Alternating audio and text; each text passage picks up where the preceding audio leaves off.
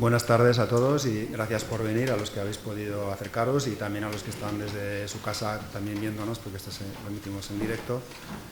Y es un placer, la verdad, ver tanto interés que suscita la ciencia. Y hoy tenemos suerte porque vamos a tratar de dos temas de física muy interesantes. Uno que se va a ocupar de las partes más pequeñas de la materia y las fuerzas que la gobiernan, que va a ser la primera charla de hoy, y la segunda va a versar sobre el sistema solar y nuestros vecinos también. Bueno, entonces el primer conferenciante de la tarde es el profesor Luca Merlo, que es uno de los investigadores del Instituto de Física Teórica, que somos los que organizamos estos actos, y él es un especialista en física del modelo estándar y en extensiones de ese modelo, y ha trabajado en temas muy candentes y de actualidad, como son neutrinos, física del Higgs y otros asuntos que nos va a detallar ahora en su charla. Gracias. Gracias por estar aquí. Y sí, hoy vamos a hablar de qué es el modelo estándar de la física de partículas, que esencialmente es la teoría que pensamos puede describir la naturaleza. Y este modelo es muy importante por la física de partículas, y de hecho quiero mostrar efectivamente que 8 señores han ganado el premio Nobel por haber contribuido a la formulación de este modelo. Los primeros 3 en 79, Glashow, Salame, Weinberg, y después en 99, Toft, Veltman, han contribuido a construir la parte del modelo estándar que se llama la teoría electrodébil. Mientras que en el 2004, Gross, Politzer y Wilczek la ganaron por la otra parte de la formulación del modelo estándar, que es la teoría del color. Vamos a ver un poco a lo largo de esta charla qué son la teoría electrodébil y la teoría del color. Pero empezamos con decir de qué trata el modelo estándar. El modelo estándar esencialmente describe las interacciones de las partículas elementales que constituyen la materia ordinaria del universo. De hecho, el universo está constituido desde distintos tipos de materia. La materia ordinaria es la más pequeña, con 4,9%. Después tenemos una parte más grande, que es la materia oscura, con el 26,8%. Y la parte más grande del universo está constituida desde lo que llamamos energía oscura, por el 68,3%. con el 3%. El modelo estándar describe solo esta pequeña parte, y vamos a ver que efectivamente el modelo estándar tiene muchos detalles, es una teoría bastante complicada y solo describe el 5% de todo el universo. Así que lo que entendemos hoy de la naturaleza esencialmente es el 5% de todo el universo. Todo lo demás todavía lo estamos estudiando y todavía intentamos de entenderlo. ¿Pero qué es la materia ordinaria? La materia ordinaria es, por ejemplo, nuestra galaxia, nuestro sistema solar, la Tierra es materia ordinaria, todo lo que podemos ver, tocar, todo lo que es macroscópico es materia ordinaria. Pero si vamos a tomar una lupa y efectivamente vamos a ver esta materia ordinaria, vemos que está constituido desde elementos más pequeños, lo que llamamos materia microscópica, el universo microscópico. Los constituyentes primarios más pequeños de la materia macroscópica son los cristales. Todos los elementos están constituidos desde cristales, pero no son los más pequeños. De hecho, más pequeños los cristales son los átomos. En el 1800 se pensaba que los átomos fueran los constituyentes elementales, pero después, al principio del 1900, se ha descubierto que los átomos tienen una parte central, que son los núcleos, constituidos desde protones y neutrones, y después otras partículas alrededor, estas negras, que son los electrones, que orbitan alrededor de los núcleos. Más tarde, en el 1950, se ha descubierto que también los núcleos tienen estructura más pequeña, están constituidos esencialmente desde protones y neutrones, y que ellos están constituidos desde quarks. Los quarks efectivamente son aún más pequeños y hay por cada protón y cada neutrón 3 quarks en su interior. Así que para dar una definición de qué es una partícula elemental, esta definición depende también del periodo histórico, de la precisión con la cual podemos hacer los experimentos. Y las partículas elementales son los constituyentes de la materia que no tienen subestructuras. Así que hemos visto que hay los quarks de tipo up, los quarks de tipo down, desde el inglés arriba y abajo. Tenemos los leptones, en particular el electrón, Y hay una particularidad, una diferencia entre los quarks y los leptones. Vamos a ver las características de estos quarks, a ver cuáles son las similitudes y las diferencias. Primero, vamos a ver que una partícula se describe en términos de su masa y de su carga eléctrica. Ahora, como podéis leer aquí, la masa del quark up es 2,4 megaelectronvoltios. Claramente el megaelectronvoltio es una unidad de medida a la cual no estamos acostumbrados. No son los kilogramos o los gramos. Pero a través de la relación de Einstein podemos relacionar lo que es la masa con la energía y viceversa. Efectivamente, lo que nos dice Einstein es que la energía es igual a la masa por la velocidad de la luz al cuadrado. Así que lo que podemos hacer es relacionar la energía, un MeV, con los gramos. Y esto nos está diciendo que un MeV equivale a 1,78 por 10 a la menos 27 gramos. Este es un número extremadamente pequeño. Esto esencialmente es un 0, punto, y después 26 ceros, y solo después un 178. Así que es una cantidad extremadamente pequeña. Para tomar un ejemplo, el protón, que está al interno de los núcleos, así que es una cantidad extremadamente pequeña, pesa como 1000 MeV. Y el quark up pesa 500 veces menos que el protón. La carga eléctrica del quark up es 2/3. De hecho, lo que se hace en física de partículas es de considerar como una carga de referencia, carga fundamental, que es la carga del protón, y toda la demás la escribimos en función de esta carga. Esta es una propiedad de la física de partículas que nos dice que la carga eléctrica es cuantizada. Así que el quark up tiene una carga igual a 2/3 de la carga del protón. El quark down tiene una masa que es el doble de la masa del quark up y tiene una carga eléctrica que es igual a menos 1/3, así que una carga negativa. Los electrones tienen una masa que es 5 veces más pequeña de la masa del quark up y tiene carga eléctrica menos 1, así que tiene carga unitaria. Notamos también que una primera diferencia entre los quarks y los leptones es que los quarks tienen cargas fraccionarias, mientras que los electrones, como los protones, tienen carga entera. Una mayor diferencia entre los quarks y los leptones es que los quarks no están libres, no los encontramos libres en el espacio típicamente. De hecho, lo que pasa es que los quarks se quedan confinados al interno de partículas más grandes. Por esta razón, el protón y el neutrón están constituidos desde quarks. El protón está constituido desde 2 quark up y un quark down, mientras que el neutrón está constituido desde un quark up y un quark down. Las cargas eléctricas del protón y del neutrón depende de las cargas de los quarks constituyentes, y exactamente la suma de las cargas de los constituyentes nos dan la carga, en este caso del protón y en este caso del neutrón. Los leptones sí que pueden estar libres, lo podemos encontrar libres en la naturaleza, pero típicamente lo encontramos en los átomos. De hecho, aquí tenemos la imagen de un átomo, donde tenemos una parte central que es el núcleo, constituido desde protones y neutrones, y alrededor vemos que hay los electrones. ¿Por qué un átomo se mantiene unido? ¿Por qué hay esta estructura? Esencialmente los electrones se mantienen orbitando atraídos por los protones. Así que hay una fuerza entre los electrones y los protones.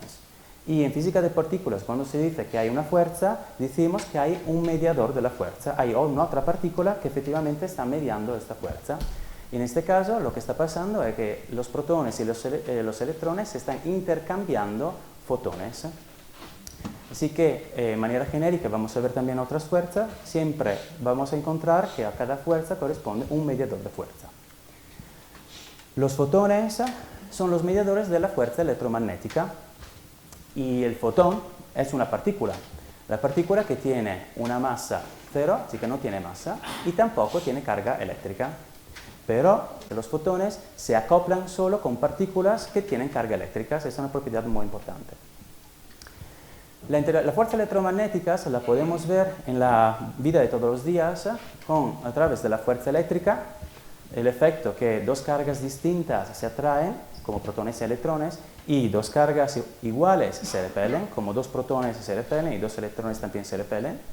Y también la podemos ver como la fuerza magnética, así que todo lo que concerne los imanes.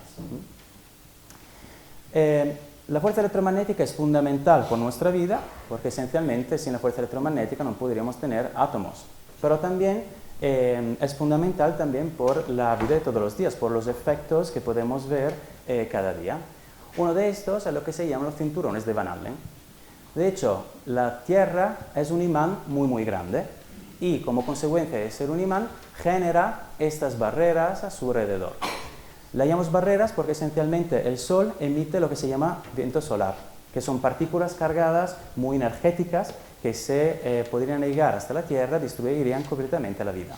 Pero con el hecho de que tenemos estas barreras del campo electromagnético, estas partículas cargadas se quedan al interno de estas barreras, generando los cinturones de Van Allen, y podemos ver los efectos en los polos norte y el polo sur. De hecho, en estos sitios, en el polo norte y el polo sur, estas líneas, estas barreras son muy débiles y dan origen a la aurora boreal y la aurora austral. Así que podemos ver efectivamente en efectos macroscópicos también la fuerza electromagnética, no solo a nivel microscópico. Hemos visto cómo el átomo se mantiene unido a través de la fuerza electromagnética, pero podemos preguntarnos por qué el protón y el neutrón están unidos, por qué efectivamente están constituidos desde tres quarks. De hecho, los quarks, os recuerdo que tienen carga 2/3 y menos 1/3 de la carga del protón, y los quarks de tipo distinto se atraen, mientras que los quarks del mismo tipo se repelen. Así que desde este punto de vista podemos preguntarnos por qué efectivamente estos dos quarks de tipo up se quedan al interno del protón y por qué estos dos quarks de tipo down se quedan al interno del neutrón. ¿Sí? ¿Cómo se puede explicar que efectivamente el protón y el neutrón son estables desde este punto de vista? Esto se explica con una otra propiedad de los quarks. De hecho, por cada quark de tipo up, mejor, por cada quark, el de tipo up y los de tipo down, están presentes en naturaleza en tres colores distintos. Tenemos quarks de tipo up rojos, verdes y azules, y también quarks de tipo down rojos, verdes y azules. Lo que pasa es que cuando encontramos tres quarks con tres colores distintos, entre ellos empiezan a intercambiarse gluones. Así que lo que se están haciendo, se están atrayendo entre ellos gracias al efecto de los gluones. Y por esta razón, efectivamente, tenemos el protón y el neutrón como objetos estables. Además, hay una cosa muy curiosa, que si vamos a ver la suma de las masas de los quarks constituyentes del protón, vemos que más o menos tenemos un valor de 10 MeV, mientras que la masa del protón es 1000 veces un MeV. ¿Cómo se explica esta diferencia? De nuevo, los gluones explican esta diferencia. De hecho, como siempre utilizando la relación de Einstein, vemos que los gluones esencialmente son energía, así que energía se puede tratar como una masa, y efectivamente lo que pasa es que al interno del protón no hay solo estos tres gluones, pero hay muchísimo más gluones. Y la presencia de todos estos gluones contribuye a la masa del protón. Los gluones son los mediadores de la fuerza fuerte, la que acabamos de vivir al principio. Esta es la segunda fuerza que vamos a ver juntos, una fuerza más fuerte de la fuerza electromagnética, por eso se llama fuerza fuerte, y es la razón por la cual los protones están constituidos desde dos quarks de tipo up, así que es más fuerte de la repulsión electromagnética. También son partículas, como los fotones no tienen masa y no tienen carga eléctrica, pero diferentemente de los fotones, se acoplan solo a partículas que tienen colores, así que se acoplan solo a los quarks. Estamos más acostumbrados a no hablar de la fuerza fuerte, pero a hablar de la fuerza nuclear, que es un efecto de la fuerza fuerte. De hecho, la misma pregunta que nos hemos hecho por un protón, como puede ser que un protón se queda con un quark de tipo up y un quark de tipo down, lo podemos hacer por el núcleo. El núcleo está constituido desde protones, que son todos positivos, y neutrones. ¿Cómo es que efectivamente se quedan juntos? Se quedan juntos gracias a la fuerza nuclear, que es un efecto de la fuerza fuerte. Así que la fuerza fuerte también es fundamental por nuestra vida porque nos permite de construir los núcleos, que son al final la parte central de los átomos que constituye la materia. Esta es toda la historia. Solo tenemos quarks de tipo up, tipo down, electrones, fotones y gluones. Claramente no. hay mucho más. Existen otras partículas elementares que se llaman neutrinos, en este caso un neutrino electrónico, y también hay otra fuerza, que es la fuerza débil, que típicamente está relacionada a la radioactividad. Empezamos a ver un poco los neutrinos. Para caracterizar un poco qué son los neutrinos, tenemos que pensar que por cada electrón y por cada quark del universo hay 10.000 millones de neutrinos. Así que hay mucho más neutrinos que quark y electrones. Además, nuestro cuerpo produce neutrinos, produce cientos de millones de neutrinos cada día. El Sol produce mucho más neutrinos. De hecho, el Sol produce tanto neutrinos que cada segundo nos atraviesan 100 millones de neutrinos. Pero aunque hay así muchos neutrinos, ¿cómo es que no los sentimos? No los sentimos porque los neutrinos son extremadamente ligeros y porque no tienen ni carga eléctrica ni carga de color. De hecho, aquí vamos a comparar los neutrinos con los electrones. Primero vamos a notar la masa. Los neutrinos tienen una cota superior sobre su masa. De hecho, no hemos podido medirla hasta el momento. Sabemos que no pueden ser más pesados de 2,2 electronvoltios y el electronvolt es 1.000.000 de veces más pequeño del MeV. Además, como estaba diciendo antes, no tienen carga eléctrica y por esta razón se llaman neutrinos. Son neutros y pequeños, así que son más pequeños del neutrón. Desde ahí, neutrino. No teniendo carga de color, no pueden intercambiar gluones con los quarks y no teniendo carga eléctrica, no pueden intercambiar fotones con los electrones. Pero sí que pueden hablar con los quarks y los electrones y lo hacen a través de otros mediadores de fuerza, el mediador Z y el mediador W. El tipo de interacciones que tienen los neutrinos son muy débiles y por esta razón la fuerza asociada a estos mediadores de fuerza se llama fuerza débil, que es una fuerza más débil de la fuerza fuerte. Tenemos tres de estos mediadores. Tenemos el W+, que tiene carga positiva, el W- que tiene carga negativa, y después tenemos el Z, que es neutro. Como masa tienen masas muy grandes, los W tienen una masa prácticamente de 80 veces la masa del protón, mientras que el Z tiene una masa como 91 veces las masas del protón, así que son mucho más masivos de lo que hemos visto hasta el momento. Típicamente la fuerza débil, por ejemplo, entra en la fisión nuclear, en las reacciones nucleares, ¿no? Por ejemplo, tenemos un elemento muy pesado como el uranio, que se desintegra en elementos más pequeños, helio y torio, pero el torio es radiactivo, en el sentido que no es una partícula estable. Se desintegra a través de la fuerza débil en una partícula estable, y esto es esencialmente lo que es la radiación, lo que da origen a la radiación. Pero vamos a ver más en el detalle los acoplos de la partícula W. Utilizo estos dibujos que en física de partículas se llaman diagramas de Feynman para dar un sentido al tipo de interacciones, en este caso la interacción del fotón. Aquí vemos un electrón que en cierto momento emite un fotón, sigue siendo un electrón, y aquí abajo vemos otro electrón que llega, absorbe el fotón y sigue siendo un electrón. Así que el fotón, desde este punto de vista, no cambia la naturaleza de las partículas. Entran electrones y salen electrones. Los gluones, aunque son muy parecidos porque no tienen ni masa ni carga eléctrica, cambian el color de las partículas. Así que en este caso vemos un quark de tipo Down verde que entra, emite un gluón, después sale transformándose en un quark siempre de tipo Down pero rojo. Y aquí abajo vemos un quark de tipo Up rojo que absorbe un gluón y se transforma en un quark de tipo Up verde. Es importante notar que el gluón no cambia la carga eléctrica, así que las partículas se quedan la misma. Aquí tenemos dos Down y aquí tenemos dos Up, pero sí que cambia el color. Los W tienen otra particularidad, que cambian el tipo de partículas. De hecho, los W cambian la carga eléctrica de las partículas. Aquí vemos un quark de tipo Up que emite un W, se transforma en un quark de tipo Down, pero no cambia el color. Y aquí abajo vemos un electrón que absorbe un W y se transforma en neutrino.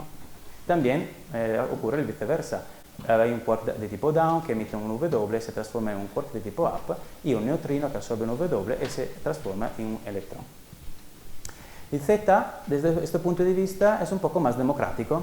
El Z se acopla con todas las partículas, no solo a aquellas que tienen cargas, y no cambia la naturaleza de las partículas. Es muy parecido al fotón desde este punto de vista. Un ejemplo de desintegración beta, que es un ejemplo un poco más simple de lo que pasa en las centrales nucleares, es la desintegración del carbonio, que tiene 6 protones y 8 neutrones, y un elemento neutrógeno que tiene 7 protones y 7 neutrones, más un electrón y un neutrino. Lo que está pasando en esta desintegración es que un neutrón se transforma en un protón. Esta es una cosa muy típica cuando tenemos elementos bastante ligeros. Cuando estos elementos tienen un número de protones distinto del número de neutrón, hay la tendencia a desintegrarse para tener el mismo número de protones y neutrones. Ahora vamos a ver con el diagrama de Feynman, así con estos dibujos, cómo ocurre esta desintegración. Así que aquí tenemos nuestro neutrón, aquí tenemos nuestro protón, aquí hay el quark down que emite un W transformándose en un quark de tipo up, así que desde neutrón se transforma en un protón, y después el W se desintegra dando origen a un electrón y a un neutrino. También puede ocurrir el contrario, que podemos tener esencialmente un electrón que llega, emite un W, este W interacciona con el quark de tipo up y lo transforma en un quark de tipo down, así que desde el protón podemos generar un neutrón y el electrón se ha transformado en un neutrino. Estas reacciones son muy importantes. De hecho, no tenemos que relacionar las interacciones débiles con la radiación, con algo negativo. De hecho, lo que pasa en el Sol es debido a las interacciones débiles. La fusión nuclear en el Sol está basada sobre las desintegraciones débiles. Aquí tenemos el Sol, aquí tenemos algunos protones y algunos electrones en el Sol.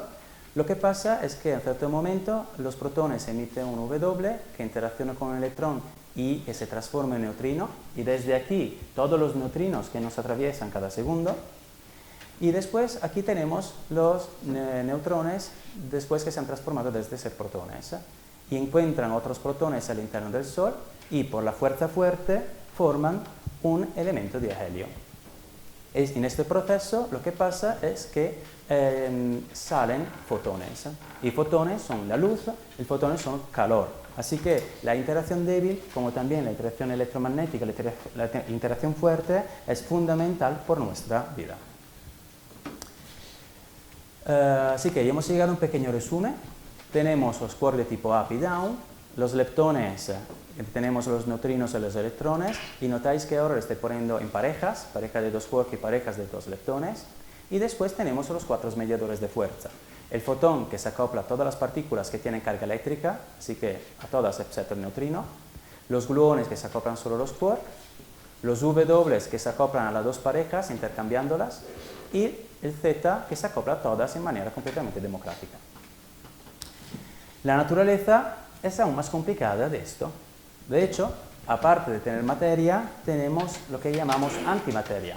Por cada partícula que hemos visto existe una antipartícula.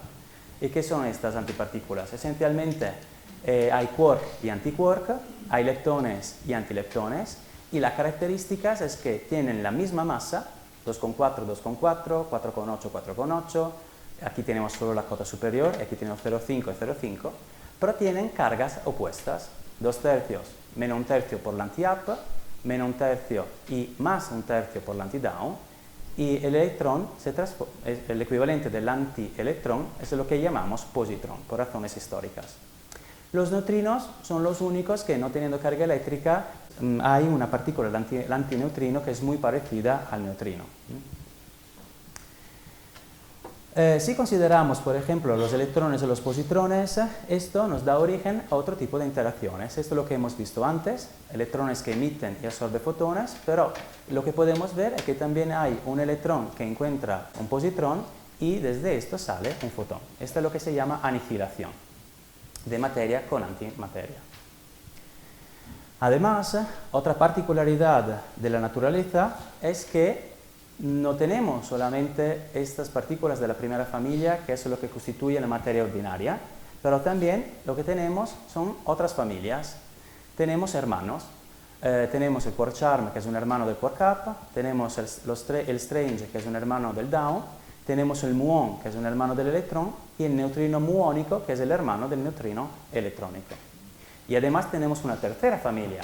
Tenemos el top, que es hermano del up charm, tenemos el bottom, que es el hermano del down del strange, el tauón, hermano del electrón y del muón, y el neutrino tauónico, que es el hermano del neutrino electrónico y el neutrino muónico. ¿Cuál es la diferencia entre estos hermanos? La única diferencia entre estos hermanos es la masa. De hecho, si veis aquí, todos los quarks de la primera línea, up, charm y top, esos tres hermanos, tienen las mismas cargas eléctricas, 2/3, mientras que tienen masa siempre mayor. El charm pesa más del up y el top pesa más del charm. Lo mismo pasa por la segunda línea, los quarks de tipo down, el bottom es más pesado, el strange es más pesado del down, y también por los leptones cargados, el tau más pesado del mu, que es más pesado del electrón. Los neutrinos, como ya os he dicho un par de veces, no hemos podido medir sus masas al momento. Solo podemos decir que son muy ligeros y que tienen una J superior de este valor. Para verlo de manera gráfica, si esta la masa representa la masa del quark up, esta la masa del quark charm y este enorme es la masa del quark top.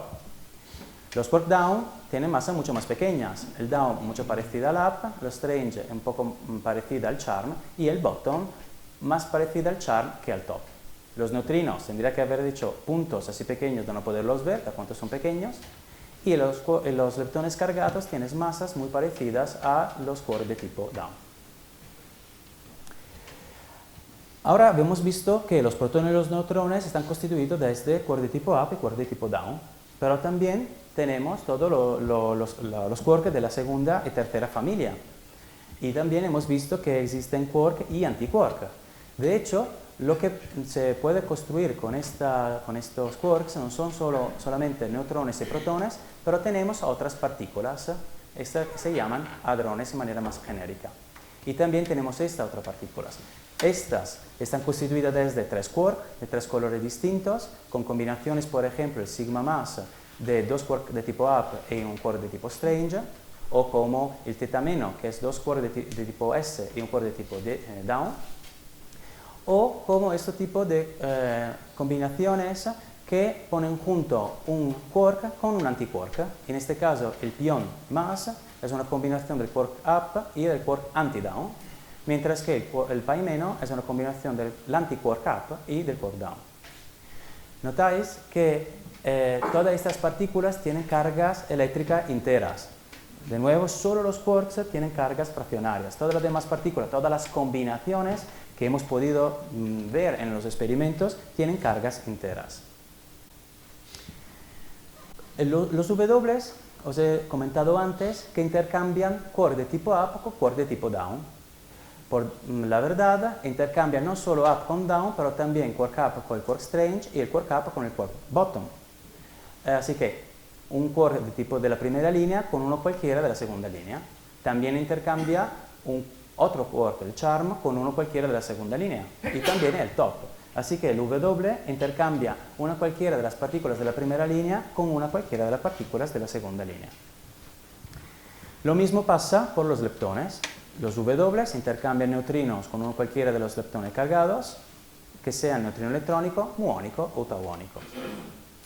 El modelo estándar esencialmente es una teoría cuántica y siendo una teoría cuántica tenemos siempre que hablar de probabilidades. Así que cuando decimos que hay un W que intercambia un quark up con un quark down, tenemos que decir que hay una determinada probabilidad por intercambiar estos dos quarks.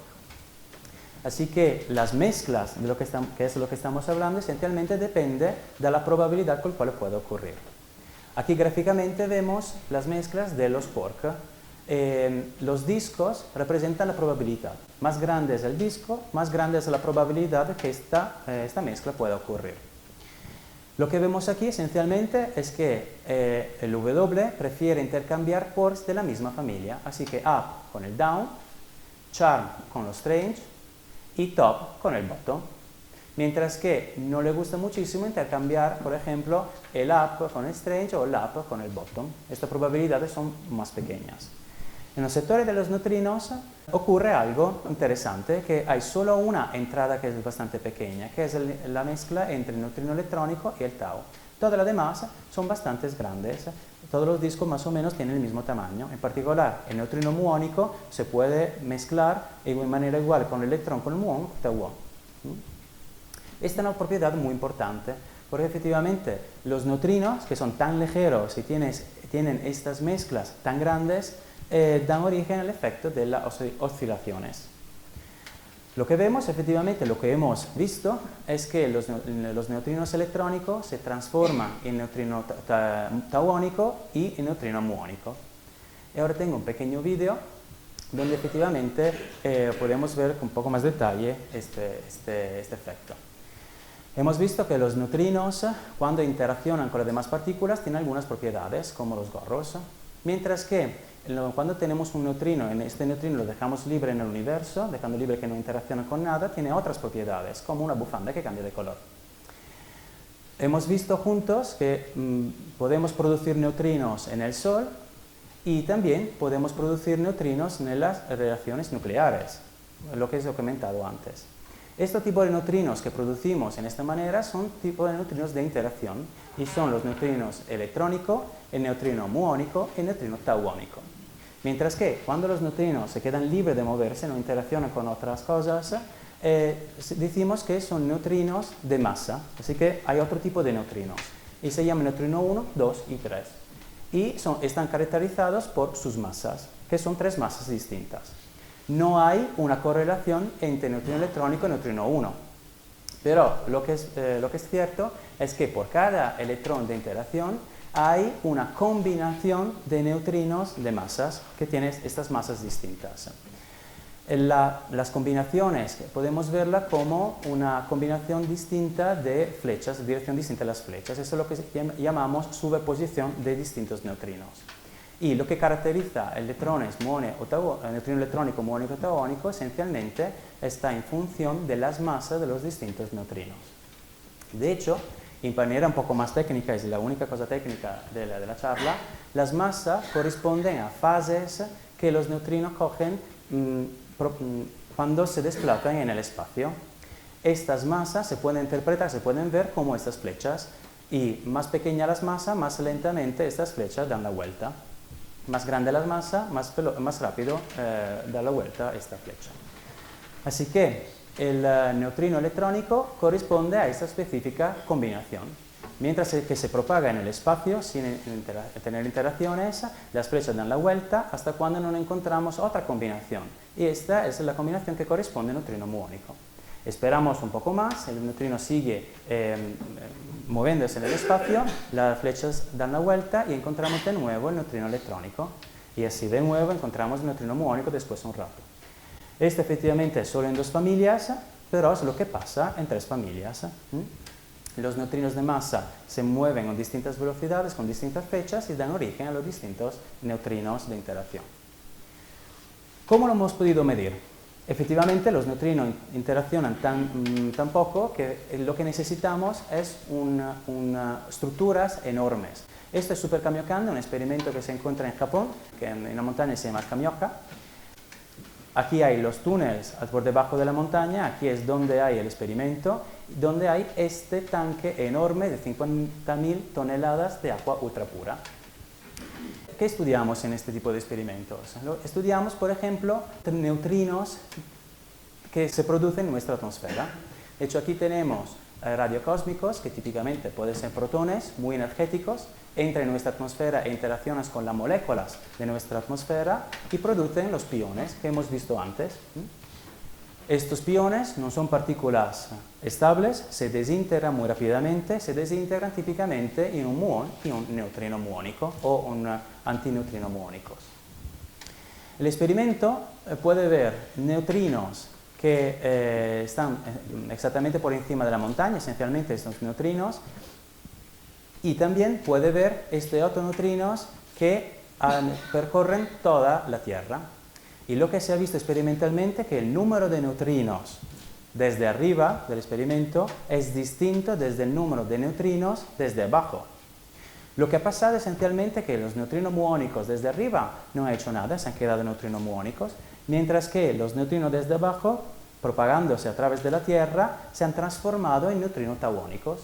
Y efectivamente lo que se ha visto ha sido una diferencia en el número de neutrinos desde arriba y de abajo, y se ha podido concluir, gracias después a la colaboración con otro experimento, experimentos no en Canadá, se ha podido entender que los neutrinos sí que tienen masa y que efectivamente oscilan uno en el otro.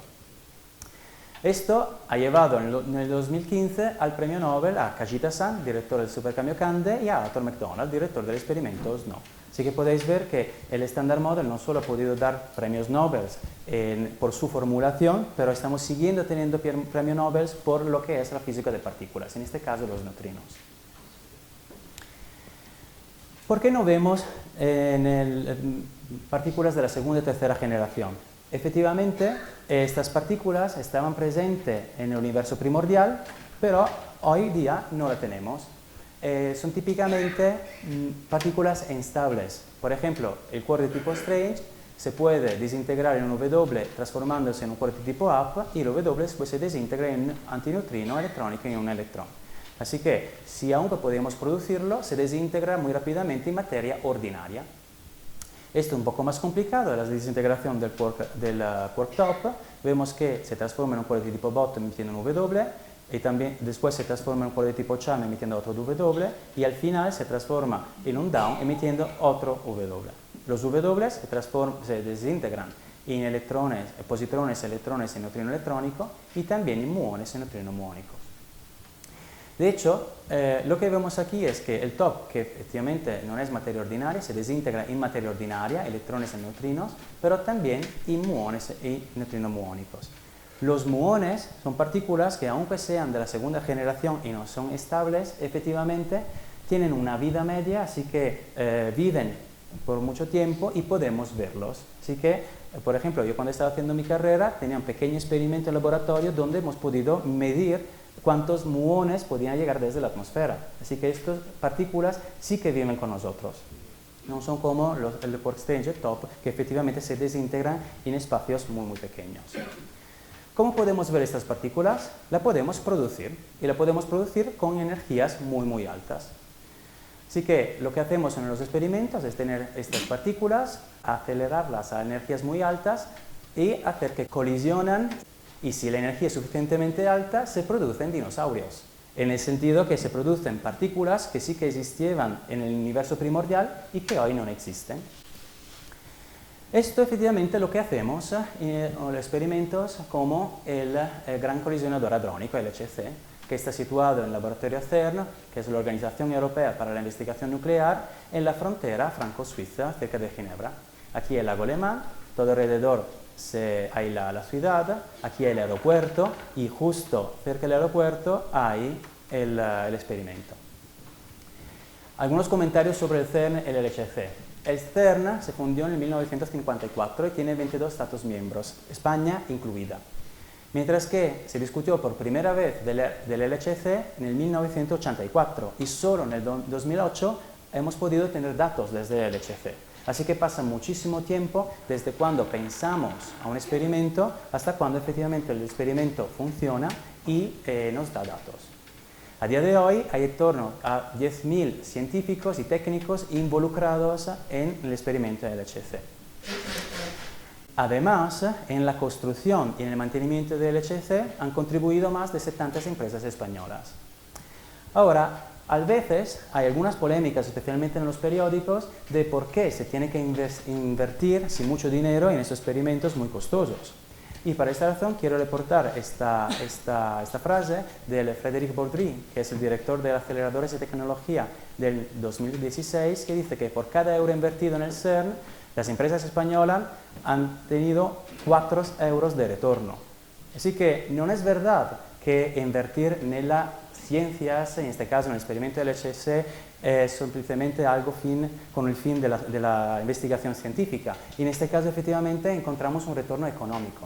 Y aparte de este retorno económico, lo que encontramos también retorno en otros ámbitos de las ciencias, como la medicina. Vale, seguimos con nuestro experimento. El LHC está construido por debajo a 100 metros de profundidad y tienes 27 kilómetros de longitud de circunferencia.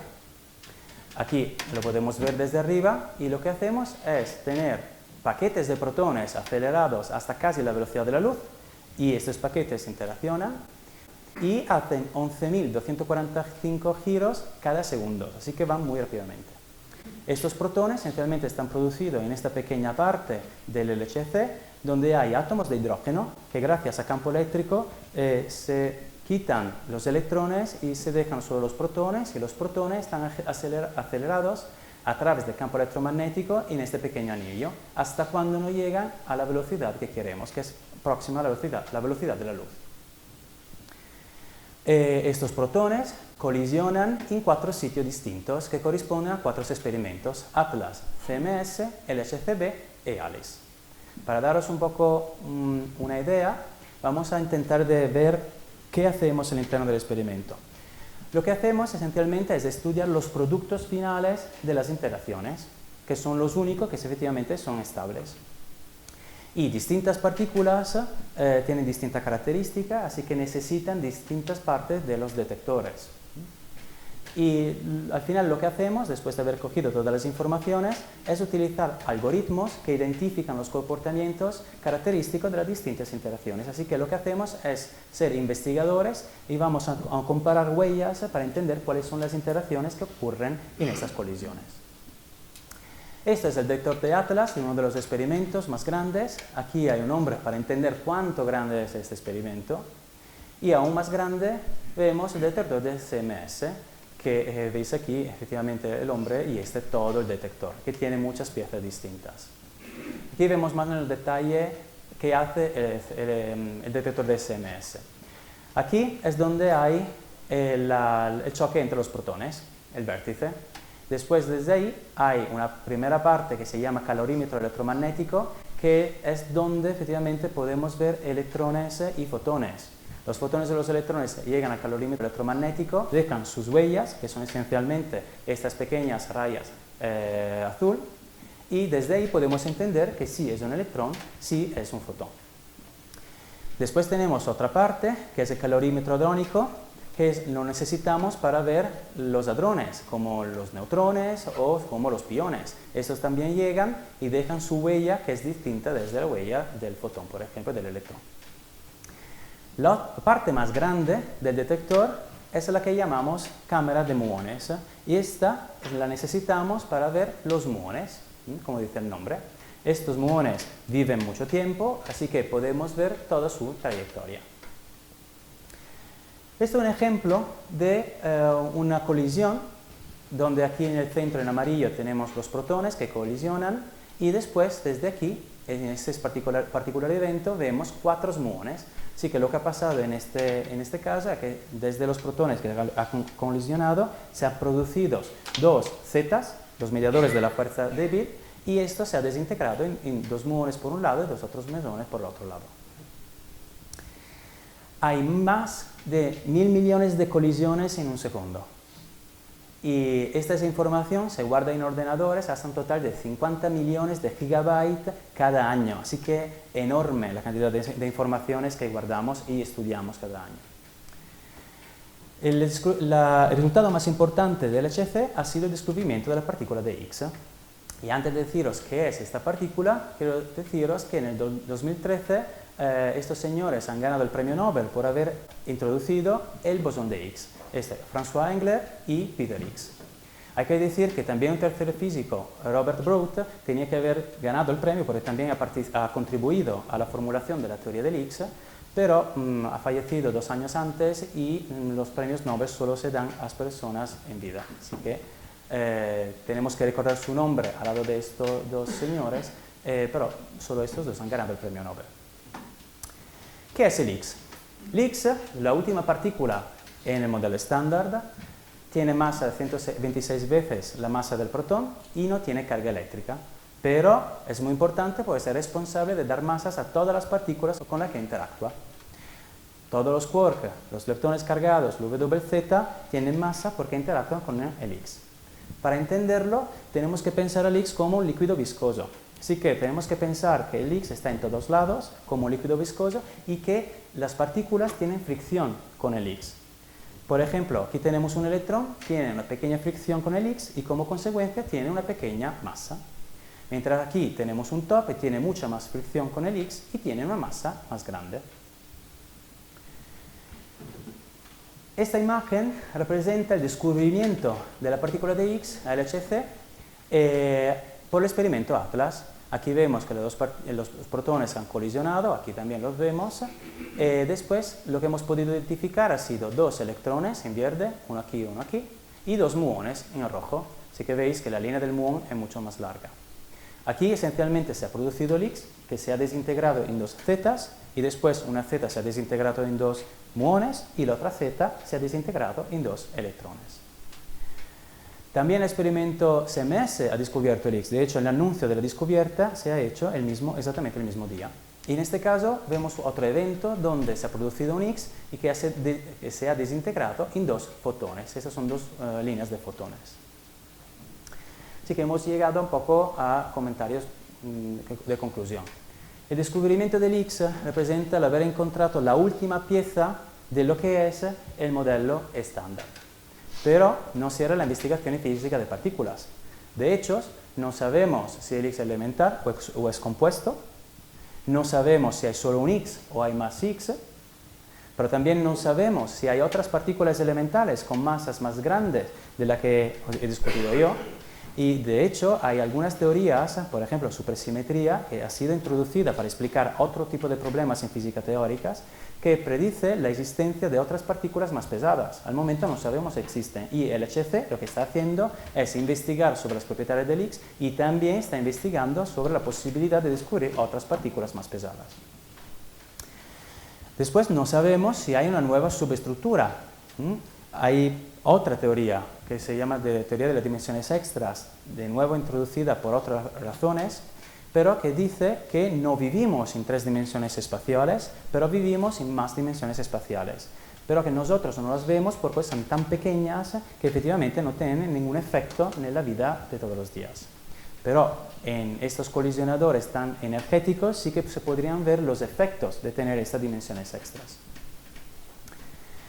Además, no sabemos por qué el Higgs se acopla de forma distinta con las partículas, por qué tenemos distintas fricciones, por qué los fermiones tienen distintas masas. Esto efectivamente el modelo estándar no lo explica y todavía estamos intentando de estudiarlo y de entenderlo. No sabemos por qué hay 3 generaciones o solo 3 generaciones. Además, lo que podría pasar, que es una de estas nuevas partículas hipotizadas desde otras teorías, podrían ser la que llamamos materia oscura o energía oscura. Así que el LHC, que también está investigando sobre la posibilidad de descubrir este tipo de partículas, nos podría dar informaciones sobre la parte restante del universo. Y como último, yo os he hablado de las interacciones, las fuerzas electromagnéticas, fuerzas fuertes y fuerzas débiles, pero no he hablado de la fuerza de gravedad, que es lo que nos tiene con los pies en tierra o que efectivamente nos deja caer las manzanas desde los árboles. No sabemos cómo poder describir la teoría de la gravedad de una manera consistente al interno del modelo estándar. Esto es lo que está intentando hacer otro tipo de teoría que se llama teoría de cuerdas. Así que os dejo con esta última imagen, Albert Einstein, que simplemente resume un poco la actitud que tiene que tener un científico, en general cada uno de nosotros. Una persona tiene que ser curiosa, porque gracias a esta curiosidad que tenemos, esta tentativa de entender lo que está a nuestro alrededor, efectivamente hemos podido llegar a construir una teoría que es el modelo estándar, que parece funcionar extremadamente bien para explicar la naturaleza y lo que vemos a nuestro alrededor. Así que muchas gracias.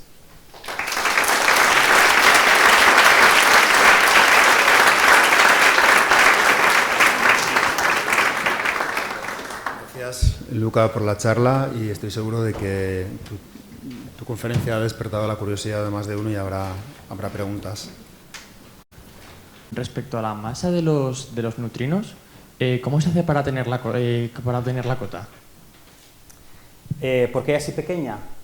La pregunta. Sí, no, o sea, dado que no se puede medir experimentalmente, ¿cómo se obtiene la cota superior a la masa?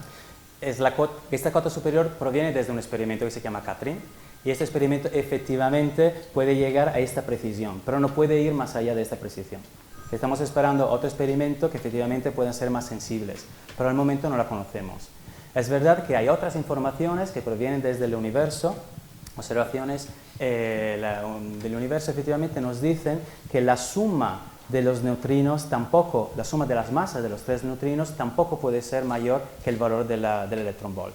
Así que tenemos indicaciones desde el punto de vista de observaciones del universo y también de experimentos terrestres. Pero al momento sí, necesitamos más sensibilidad por esos experimentos para ver cuál es exactamente la masa de los neutrinos. Vale, gracias. ¿En qué medida los posibles nuevos avances en la investigación de la subestructura esta de llegar a descubrir por ejemplo, en las cuerdas vibrantes, eso en qué medida podría enlazar con, es decir, con la teoría esta famosa teoría del todo, ¿no? Es decir, ¿en qué medida los descubrimientos en esa dirección podrían agrandar el conocimiento del hombre en lo que está buscando, ¿no? en su origen, en el origen del universo y en todos los temas que le preocupan al hombre, ¿no? Y sobre todo dentro del contexto de la teoría del todo, ¿no? Sí, esencialmente, si he entendido bien la pregunta, es cómo podríamos verificar la teoría de cuerdas y esto qué consecuencia podría tener en nuestro entendimiento de la que es la naturaleza. Es este. Yo no soy un experto en teoría de cuerdas, pero lo que efectivamente, lo que sé de la teoría de cuerdas es esencialmente que es bastante difícil verificarlos a nivel experimental. Y lo que efectivamente la idea fundamental es que no tenemos partículas que son puntos, que es la hipótesis que tenemos en el modelo estándar, pero que las partículas son objetos estesos y gracias a estos efectivamente se puede describir, por ejemplo, la atracción gravitacional, gracias a esta propiedad. Es verdad que lo que se intenta hacer es poder construir una teoría de cuerdas que en un determinado límite pueda reproducir el modelo estándar. Así que cuando se habla de teoría de cuerdas, lo que se intenta hacer es reproducir los resultados experimentales empezando desde una teoría que es matemáticamente correcta.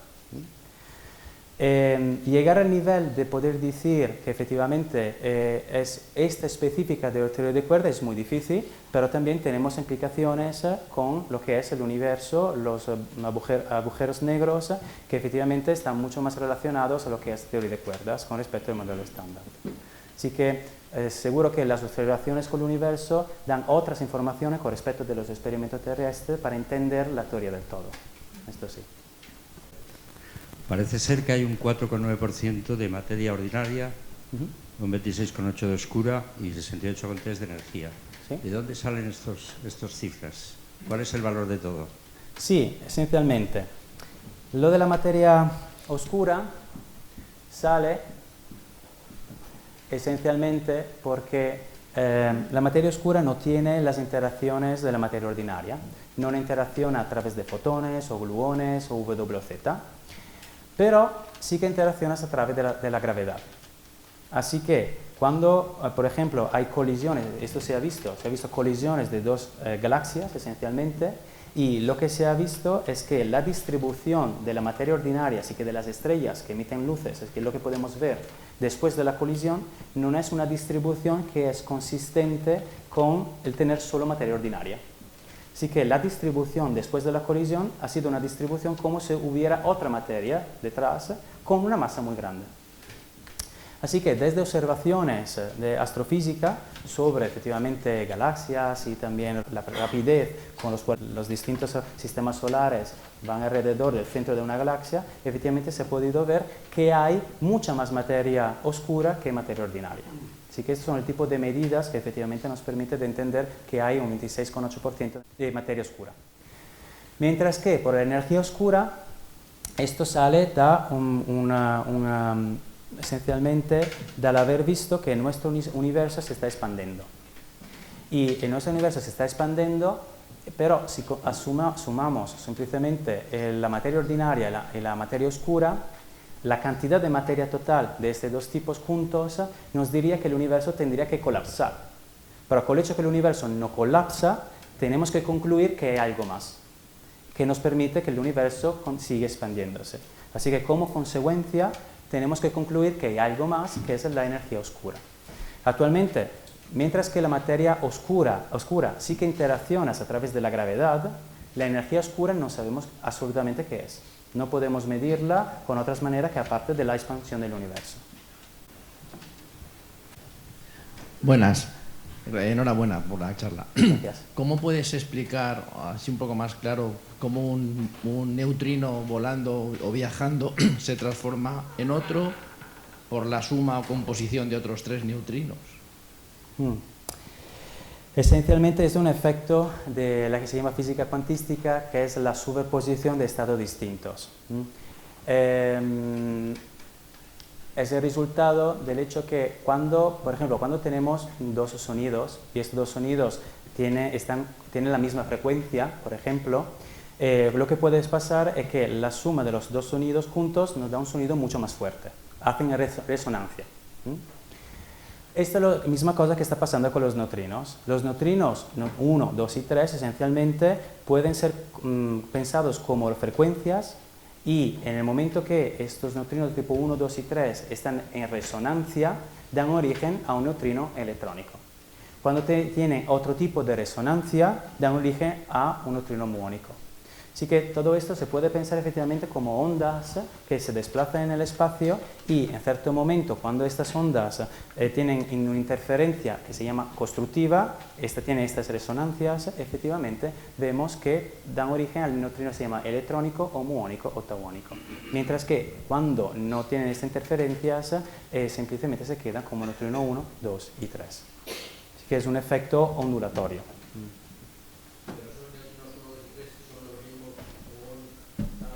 No, son distintos, son como son estados distintos. Son siempre 3 hermanos, tienen las mismas propiedades, tienen pero masas distintas, y en relación a cómo se habla entre ellos dan origen a lo que llamamos neutrino electrónico, que por ejemplo está producido desde el Sol.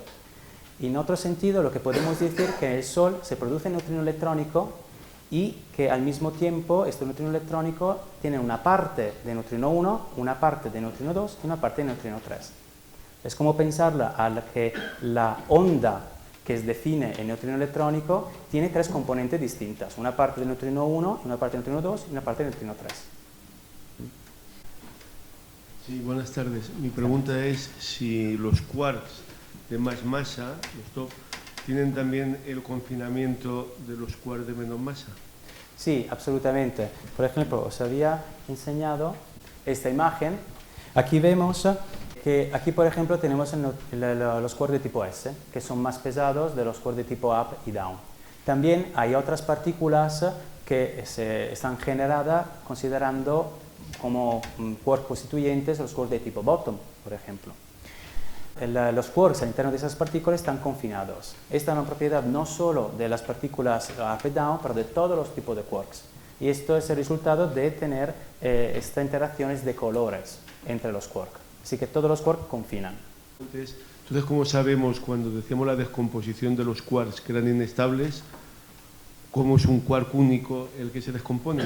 No sé si me explico una pregunta. Lo sabemos a través de sus constituyentes finales. Estas partículas también están estables, se desintegran, viendo cuáles son los resultados finales de la desintegración, podemos entender cuáles son los quarks al interno de estas partículas. Pero ¿cómo sabemos que es el de un quark en particular? Porque quedan otros 2 quarks o queda un quark solo. Os había enseñado esta otra figura.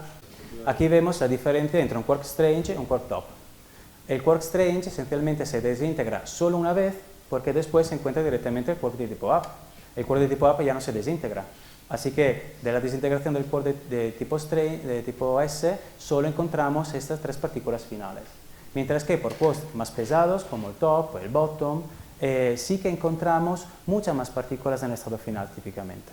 Así que combinando todas estas observaciones se puede concluir, es como detective, como investigadores, tenemos que ver las huellas de las materias fundamentales que encontramos, la materia ordinaria que encontramos, y desde ahí podemos entender cuál es la partícula original. Pero no vemos qué es el top, no vemos qué es el strange, vemos los resultados de estas desintegraciones. Buenas tardes y enhorabuena por la conferencia. Gracias. ¿Cómo sabemos que las partículas fundamentales realmente lo son y no encierran a su vez otras partículas más pequeñas? ¿Por un límite en la tecnología para medirlo o porque existe una razón matemática o física para determinar que eso no es un juego de muñecas rusas que a su vez contengan otras partículas más pequeñas? Hasta la longitud de Planck pues habría mucho margen. Al momento es un límite tecnológico. Ya os he contado al principio que efectivamente en el 1800 se pensaba que el átomo fuera el constituyente elemental y después de 100 años se ha visto que hay protones, neutrones y electrones y después de 50 años se ha visto que efectivamente son los quarks. El momento es un límite tecnológico. De hecho, el LHC lo que está haciendo está intentando de ver si hay subestructuras. Es verdad que el modelo estándar funciona tan bien a describir estas interacciones. El modelo estándar describe estas partículas, los quarks y los leptones como fundamentales, que parece extraño que haya alguna subestructura. Esta teoría que está por debajo del modelo estándar tendría que ser tan específica que en cierto momento tiene que coincidir con el modelo estándar que funciona tan bien. Así que no sabemos si hay unas subestructuras al momento, pero esto es lo que podemos efectivamente investigar. Esto es el límite tecnológico a lo cual hemos llegado. Bueno, yo creo que es el momento de dar las gracias a Luca de nuevo por la interesante Gracias. charla.